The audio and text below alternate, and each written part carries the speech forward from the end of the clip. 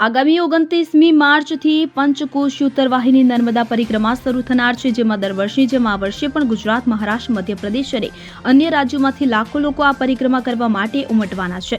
ત્યારે નર્મદા જિલ્લાનું વહીવટીતંત્ર સજ્જ બન્યું છે. આ અંગે તડામાર તૈયારીઓ શરૂ કરી દેવાઈ છે. આ અંગે જિલ્લા કલેક્ટર દ્વારા એક સમીક્ષા બેઠક બોલાવાઈ હતી. નર્મદા જિલ્લામાં પ્રતિવર્ષ પવિત્ર ચૈત્ર મહિના દરમિયાન સતત એક માસ સુધી યોજાતી નર્મદા ઉત્તરવાહિની પરિક્રમા અર્થે લાખોની સંખ્યામાં ભાવિ ભક્તો સહભાગી બની 14 કિલોમીટરની પગપાળા પરિક્રમા કરે છે. આ પરિક્રમામાં દર વર્ષે શ્રદ્ધાળુઓની સંખ્યામાં વધારો નોંધાતો આવ્યો છે. ગુજરાત, મહારાષ્ટ્ર, મધ્યપ્રદેશ અને અન્ય રાજ્યોમાંથી લોકો આ પરિક્રમા કરવા આવતા હોય છે, જેમાં ગુજરાત પવિત્ર યાત્રાધામ વિકાસ બોર્ડ સાથે નર્મદા જિલ્લા વહીવટીતંત્રના વિવિધ વિભાગોના અમલીકરણ અધિકારી દ્વારા આયોજનના ભાગરૂપે કામગીરી કરવામાં આવી રહી છે.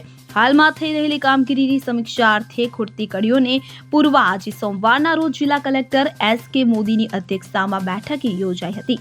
પંચકોશી નર્મદા પરિક્રમા નાંદોદ તાલુકાના રામપુરા ઘાટ, રણછોડરાયના મંદિરેથી શરૂ થઈને શેરાવ ઘાટ, તિલકવાડા, મણિનાગેશ્વર મંદિર, રેંગણ ઘાટ, કેડી મકોડી ઘાટ થઈને પરત રામપુરા આવી શ્રદ્ધાળુઓ નર્મદા સ્નાન કરીને 14 કિલોમીટરની પરિક્રમા પૂર્ણ કરે છે. આ સમગ્ર રૂટ પર સલામતી માટે પૂરતો પોલીસ બંદોબસ્ત, રાત્રિ દરમિયાન લાઇટની સુવિધા, તમામ ઘાટ પર ફાયર બ્રિગેડની વ્યવસ્થા, યાત્રિકો માટે પાણી, છાંયડો, સેવા કેન્દ્રો અને ડોમની વ્યવસ્થા, પૂરતા પ્રમાણમાં બોટ અને લાઈફ જેકેટની વ્યવસ્થા હાલમાં વિવિધ એજન્સીઓ દ્વારા કરવામાં આવી રહી છે.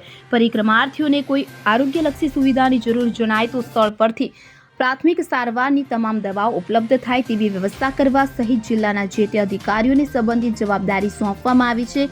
એજન્સીઓના સંકલનમાં રહીને સમય મર્યાદામાં પૂર્ણ કરી રિપોર્ટિંગ કરવા ઉપર ભાર મૂક્યો હતો.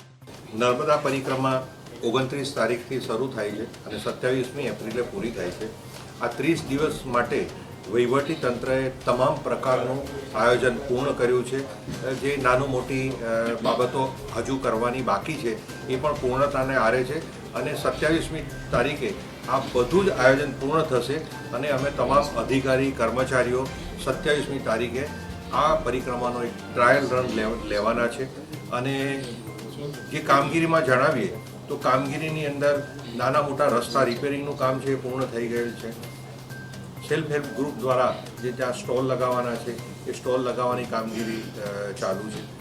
આ વખતે આપણે એક ઘાટથી બીજા ઘાટ પર એક જગ્યાએ બ્રિજ બનાવવા જઈ રહ્યા છે.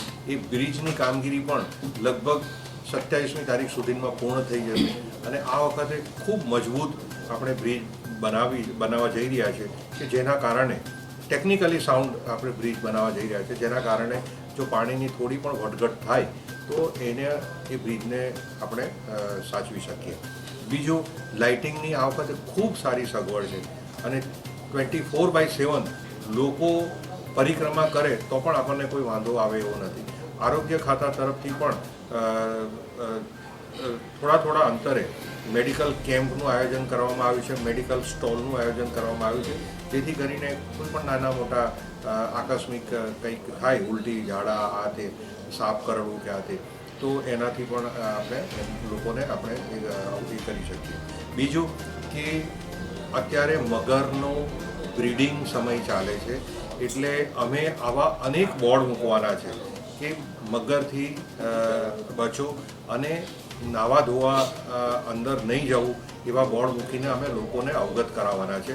અને એ અંતર્ગત નાહવા માટે અમે લગભગ 4 ઘાટ પર અમે એક બાથરૂમ બનાવવાના છે અને સ્પ્રિંકલ અને ફુવારાની મદદથી લોકો નર્મદા મૈયામાં સ્નાન કરી શકે એવું પણ અમારું આયોજન છે.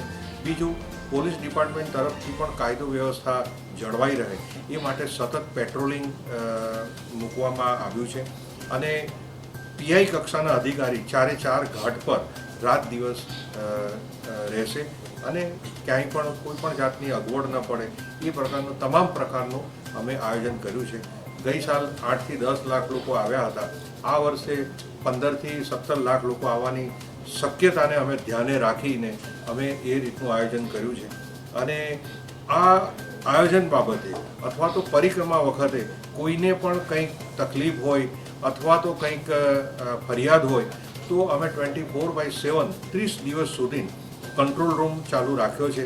જે કંટ્રોલ રૂમના નંબર પણ અમે અલગ અલગ જગ્યાએ પરિક્રમાના માર્ગમાં ડિસ્પ્લે કરીશું અને એ ડિસ્પ્લે કરેલા નંબર પર જે ફ્રી લેન્ડલાઇન હશે એ નંબર પર ફોન કરશો તો તાત્કાલિક અમે કોઈની પણ અગવડ દૂર કરવાનો પ્રયત્ન કરીશું.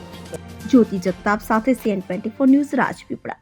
હવે જુઓ દેશ દુનિયાની તમામ ખબરો તમારી આંગળીના ટેરવે. ઉઠાવો મોબાઈલ અને Google Play Store પરથી ડાઉનલોડ કરો અમારી CN24 ન્યૂઝ મોબાઈલ એપ.